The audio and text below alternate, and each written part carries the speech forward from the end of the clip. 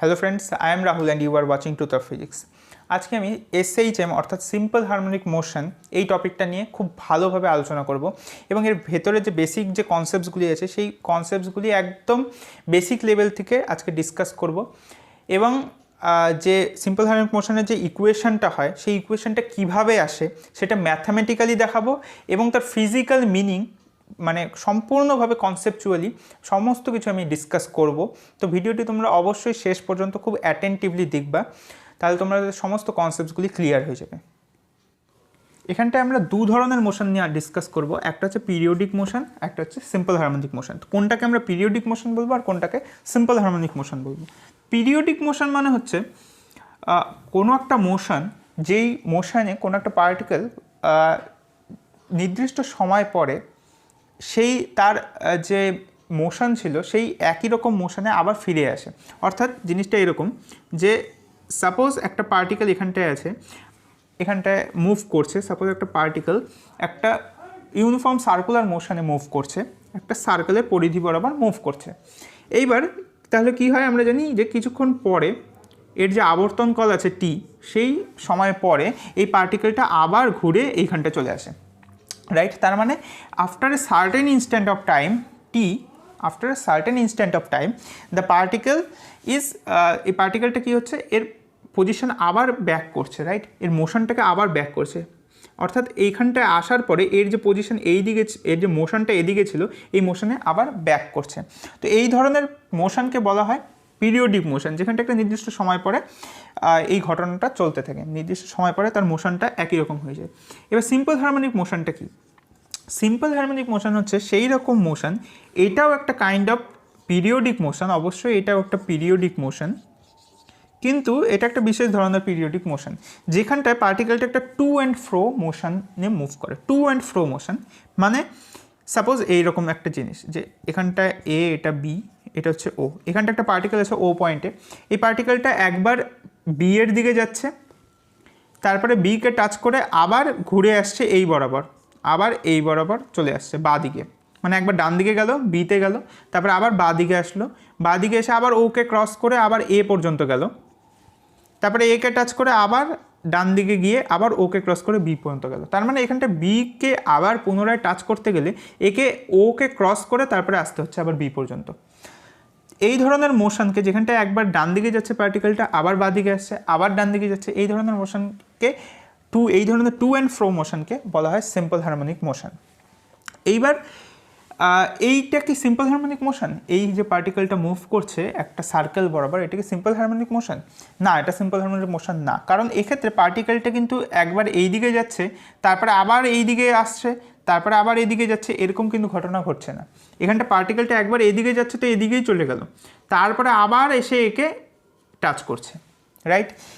এইরকম ধরনের ঘটনা এখানটা ঘটছে না। এটা হচ্ছে শুধুমাত্র পিরিয়ডিক মোশন, আর এইটা হচ্ছে সিম্পল হারমোনিক মোশন। তো এটাও দেখে বোঝা যাচ্ছে যে পার্টিকেলটা এখান থেকে যখন যাত্রা শুরু করলো, এখান থেকে একবার এদিকে গেল, তারপরে আবার এদিকে আসলো, তারপরে তো আবার এদিকেই আসলো, ফার্স্টে এইদিকে গেল পার্টিকেলটা, তারপরে আবার বাদিকে আসলো, তারপরে যখন আবার এইখানটায় আসলো পার্টিকেলটা, এইখানটায় যখন আসলো পার্টিকেলটা, তখন তার মোশনটা কিন্তু আবার ফার্স্ট যে যাত্রা শুরু করছিল পার্টিকেলটা যখন, তখন যে মোশন যে ছিল এই দিকে, একদম ঠিক সেই মোশনে ফিরে আসলো। তার মানে একটা সার্টেন ইনস্ট্যান্ট অফ টাইমের পরে এই পার্টিকেলটা কিন্তু আবার তার পুনরায় যে ফার্স্ট যে ইনিশিয়াল যে মোশন ছিল সেই মোশনে কিন্তু ব্যাক করলো। তার মানে এটাও একটা কাইন্ড অফ পিরিয়ডিক মোশন, কিন্তু একটা বিশেষ ধরনের পিরিয়ডিক মোশন যেখানটা টু অ্যান্ড ফ্রো মোশন হচ্ছে। তো এটাকেই বলা হয় সিম্পল হারমোনিক মোশন। তো এর একটা খুবই সুন্দর এক্সাম্পল হচ্ছে পেন্ডুলাম। তো পেন্ডুলামের ক্ষেত্রে কী হয়, এখানটা আমাদের একটা সুতোর সাহায্যে একটা ভার ঝোলানো আছে। এবার এখানটায় একে যদি ফোর্স দেওয়া যায়, ফোর্স অ্যাক্ট করা যায়, তাহলে এটা একবার এদিকে চলে যাবে, তারপরে এদিকে কিছুটা দূরত্ব যাওয়ার পরে এটা কিন্তু আবার ব্যাক করবে এইদিকে ব্যাক করার পর তারপরে এটা এই পজিশনটাকে, এটার মিন পজিশন, এই যে এই পজিশনটা আছে এটাকে মিন পজিশন বলা হয়, বা এই যে এই পজিশনটা আছে এটা হচ্ছে মিন পজিশন, এদিকে চলে যায়, তারপরে আবার এই ঘটনাটা ঘটতে থাকে, মানে এই ধরনের একটা মোশন হয়। এই জন্য এটা হচ্ছে একটা simple harmonic motion, simple harmonic motion. এবার এই ঘটনাটাই যদি গোটা বৃত্ত হতো, এই পেন্ডুলামটা আসলে কি? এই পেন্ডুলামটা আসলে গোটা একটা বৃত্তেরই একটা অংশ, গোটা যদি আমরা একটা সার্কেল ড্র করি তারই একটা ছোট পার্ট হচ্ছে এই পেন্ডুলামটা। তো ছোট পার্টটা যখন থাকছে তখন কি হচ্ছে, যখন শুধু এইটুকু মোশন হচ্ছে তখন সেটা SHM হয়ে যাচ্ছে। আর এটাকে যদি খুব জোরে ফোর্স দেওয়া যায়, এই ফোর্সটাই যদি আমরা অনেক বেশি পরিমাণ ফোর্স দিই তাহলে এটা কি হয়ে যাবে, মানে এটা আমাদের রিভলভ করবে, এখানটায় এটা আবর্তন করবে, এখান থেকে গোটাটা ঘুরে এসে এখানটা আসবে, তখন কিন্তু সেটা আর সিম্পল হারমোনিক মোশন হবে না, তখন এই ধরনের একটা মোশন হবে যেটা হচ্ছে পিরিয়ডিক মোশন। এইবার আমি এইটার যে ইকুয়েশনটা আছে, ইকুয়েশনটা কীভাবে আসে, সিম্পল হারমোনিক মোশনের যে ইকুয়েশনটা আসে সেটা কীভাবে আসে সেই জিনিসটা এস্টাবলিশ করব। এইবার আমি সিম্পল হারমোনিক মোশনটাকে আরও ডিপলি রিয়েলাইজ করাবো তোমাদের যে জিনিসটা আসলে কী হচ্ছে সিম্পল হারমোনিক মোশনের ক্ষেত্রে। তো এতক্ষণ আমি যে ডিসকাশন করলাম সেখান থেকে একটাই আমাদের সিদ্ধান্ত আসছে যে সব সিম্পল হারমোনিক মোশনই হচ্ছে পিরিয়ডিক, কিন্তু সব periodic motion simple harmonic motion না। এইবার সাপোজ একটা পার্টিকেল বৃত্তপথে আবর্তন করছে, ঠিক আছে, তার মানে এর যে এই পার্টিকেলটার যে মোশন আছে বৃত্তপথে, পার্টিকেলটার যে মোশন আছে বৃত্তপথে সেটা হচ্ছে কি আমাদের পিরিয়ডিক মোশন। তার মানে the motion of the particle, the motion of the particle is periodic, right? এইবার আর একটা জিনিস আমরা এখানটা দেখতে পাবো যে এই পার্টিকেলটা তো এইভাবে রিভলভ করছে, এইভাবে আবর্তন করছে, কিন্তু এর যদি আমরা প্রজেকশান নিই, তাহলে প্রজেকশনটা কী হবে, এর প্রজেকশন যদি এটা যদি আমাদের এক্স অ্যাক্সিস হয়, এটা যদি আমাদের সাপোজ ওয়াই অ্যাক্সিস হয়, তাহলে এর যদি আমরা প্রজেকশনটা ওয়াই অ্যাক্সিসের উপরে নিই তাহলে এরকম ধরনের একটা প্রজেকশন হবে। প্রজেকশন মানে ছায়া, সিম্পল ভাষায় যদি বলা যায় প্রজেকশন মানে ছায়া, অর্থাৎ এর যদি আমরা ওয়াই অ্যাক্সিসের উপর প্রজেকশন নিতে চাই তাহলে এখানটা আমরা সিম্পলি একটা টর্চ জ্বালাবো, তাহলে এর এইখানটা একটা প্রজেকশন যে ছায়াটা পড়বে সেটা। তো সেই ছায়াটাকে যদি লক্ষ্য করা যায় তাহলে কি হচ্ছে, এইটা যাচ্ছে এই দিকে, তার মানে এর ছায়া যে আছে প্রজেকশনটা আছে সেটা ধীরে ধীরে এইদিকে অগ্রসর হচ্ছে, রাইট? তারপরে এইখানটা যাওয়ার পরে এই পার্টিকেলটা কী হচ্ছে, এবার এই দিকে মুভ করছে, যেই এই পার্টিকেলটা এই দিকে মুভ করছে, সাপোজ এইখানটা একটা পজিশন, তার মানে কি এইবার আবার ছায়াটাও ধীরে ধীরে উপর থেকে নিচের দিকে আসা শুরু হয়েছে, রাইট? নিচের দিকে আসা শুরু হয়েছে। এইবার পার্টিকেলটা ধীরে ধীরে এইখানটা যদি পজিশনে আছে তার মানে এখন প্রজেকশনটা আমাদের এরকম। এইবার পার্টিকেলটা ধীরে ধীরে নিচে এইখানটায় আসলো, তার মানে এইখানটা আমাদের প্রজেকশনটা এরকম, রাইট? এইভাবে পার্টিকেলটা ঘুরছে বাইরে বৃত্তপথে, তাহলে এইবার এক সময় এইখানটা পজিশনে আসবে, তার মানে এখানটায় আমাদের প্রজেকশনটা এরকম। তার মানে আলটিমেটলি জিনিসটা কী হচ্ছে যে প্রজেকশনটার কথা যদি আমরা চিন্তা ভাবনা করি তাহলে ফার্স্টে প্রজেকশনটা কী হচ্ছে, এইখান থেকে যদি আমরা স্টার্টিং যদি এইখান থেকে করি তাহলে কী হচ্ছে, প্রজেকশনটা ফার্স্টে এই পার্টিকেলটা যত উপরের দিকে যাচ্ছে প্রজেকশনটা ধীরে ধীরে উপরের দিকে যাচ্ছে, তারপরে এইখানটা যে স্টপ হচ্ছে তারপর আবার এখান থেকে নিচের দিকে আসা শুরু হচ্ছে, তারপরে আবার এখানটা স্টপ হচ্ছে, তারপরে আবার এইদিকে যখন যাচ্ছে পার্টিকেলটা তখন কী হচ্ছে, আবার উপরের দিকে যাওয়া শুরু করছে। তার মানে এই প্রজেকশনের যে মোশনটা আছে, পার্টিকেলটার যে প্রজেকশন আছে তার যে মোশনটা আছে সেটা কি হচ্ছে, এই মিন পজিশন বরাবর, এটা যদি মিন পজিশন বলি, মিন পজিশন, এই মিন পজিশনের সাপেক্ষে আমাদের উপর নিচে ওঠানামা করছে, রাইট? তার মানে এটা কি আমাদের সিম্পল হারমোনিক মোশন, এটাই তো আমাদের সিম্পল হারমোনিক মোশন একটু আগে যেটা আমি ডিসকাস করলাম। তার মানে the projection of the particle, projection of the particle is SHM। এইবার এইখানটায় এটার আমরা জিওমেট্রি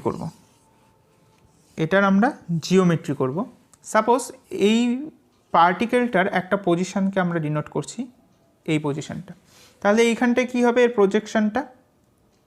প্রজেকশনটা আমাদের হবে এরকম ধরনের এইটা। এবার এইটাকেই আমরা সাপোজ ওয়াই দিয়ে ডিনোট করছি, এটা হচ্ছে ডিসপ্লেসমেন্ট। মিন পজিশন থেকে এই যে প্রজেকশনের যে এখন যে অবস্থানটা আছে, পার্টিকেলটা সাপোজ এখন এইখানটায় আছে, পার্টিকেলটা এই পজিশন থেকে আমাদের যাত্রা শুরু করেছিল, রাইট? এইখানটা ফার্স্টে আমাদের পার্টিকেলটা ছিল বৃত্তপথে, এবার এখান থেকে যাত্রা শুরু করলো, তাহলে এখানটা প্রথমে আমাদের কী ছিল, টাইম t=0। এবার কোনো একটা ইনস্ট্যান্টে, বৃত্তপথের কোনো একটা ইনস্ট্যান্টে সাপোজ পার্টিকেলটা এখানটায় আছে, এখানটা আমাদের যেতে সময় লেগেছে পার্টিকেলটার t সময়, 0 থেকে যাত্রা শুরু করছে, t সময় পরে এখানটা পার্টিকেলটা আসছে। এবার এই পজিশনে এর যে প্রজেকশন আছে সেটা এইটা, তার মানে এইটা যদি মিন পজিশন হয়েছিল, এটা আমাদের মিন পজিশন, তার মানে এখন এটা ডিসপ্লেসমেন্ট, যদি ওয়াই দিয়ে আমরা ডিনোট করি ডিসপ্লেসমেন্টটাকে, তাহলে এই যে ওয়াইটা আছে এটা হচ্ছে আমাদের ডিসপ্লেসমেন্ট। ওকে, এবার এই অ্যাঙ্গেলটা যদি আমাদের থিটা হয়, সাপোজ এই অ্যাঙ্গেলটা থিটা হয়, তাহলে এখান থেকে আমরা জিওমেট্রি থেকে কি বলতে পারি, ওয়াই ইকুয়াল টু আমাদের কি হবে, আর এই যে এই বৃত্তর যে ব্যাসার্ধ আছে এই ব্যাসার্ধটা সাপোজ আমাদের এ, রেডিয়াসটা আমাদের এ, রেডিয়াসটা যদি এ হয় তাহলে ওয়াইকে আমরা কি বলতে পারি, ওয়াই ইকুয়াল টু এই অ্যাঙ্গেলটা যদি থিটা হয় তাহলে এই অ্যাঙ্গেলটা আমাদের হবে থিটা, রাইট। তাহলে ওয়াই ইকুয়াল টু এই যে এই ট্রায়াঙ্গেলটা আছে এই ট্রায়াঙ্গেল থেকে বলতে পারি y equal to A sine theta, right.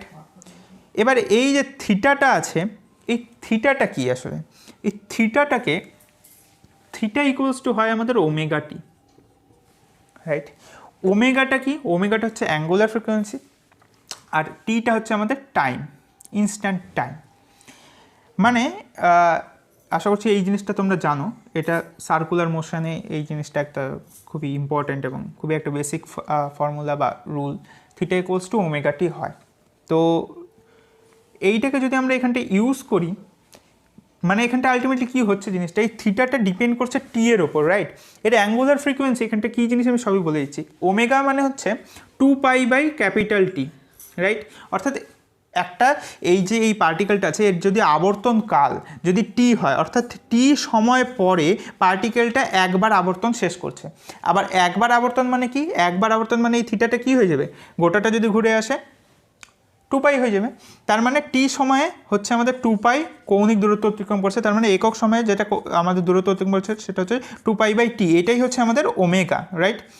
তাহলে এটা যদি আমাদের ওমেগা হয়, একক সময় যদি ওমেগা দূরত্ব অতিক্রম করে তাহলে টি সময়ে কী করবে, টি সময়ে আমাদের omega t, omega into T এতটা দূরত্ব অতিক্রম করবে টি সময়ে।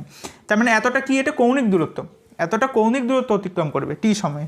আর সেটাই আমাদের কি কৌণিক দূরত্বটা, এটা হচ্ছে আমাদের থিটা, তার মানে থিটা ইকুয়ালস টু ওমেগা টি, যেটা আমি এখানটায় লিখলাম। তাহলে এখানটা আমরা এই ভ্যালুটাকে পুট করে দেবো এ সাইন অফ ওমেগা টি।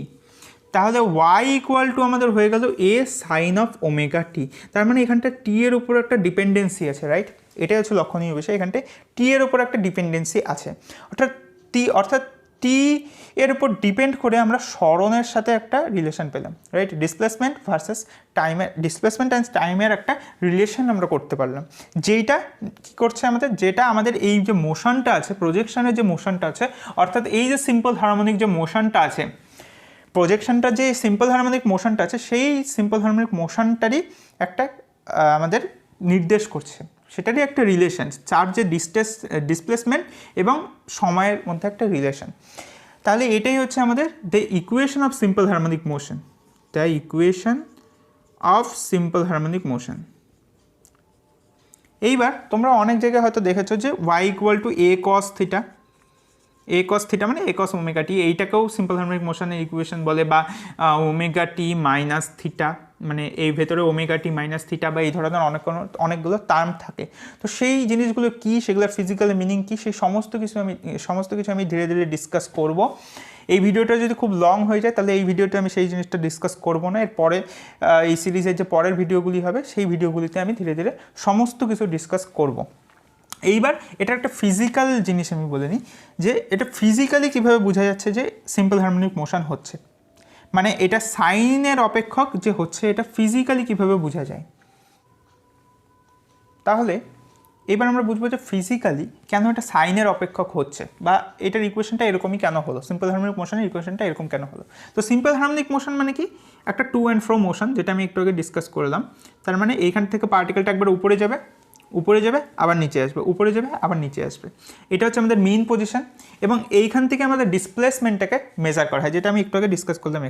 এখান থেকে আমরা মেজার করছিলাম উপরের দূরত্বটা, তাহলে এইখান থেকে সাপোজ উপরে একটা দূরত্ব আছে, এটাকে আমরা ওয়াই দিয়ে ডিনোট করছি, রাইট। তার মানে কি হচ্ছে, পার্টিকেলটা একবার উপরে যাচ্ছে, উপরে যেতে যেতে এই পজিশনে যখন আসছে তখন কি হচ্ছে, ডিসপ্লেসমেন্টটা সর্বাধিক হচ্ছে, রাইট। তার মানে ওয়াই ম্যাক্স হচ্ছে, ডিসপ্লেসমেন্ট সর্বাধিক।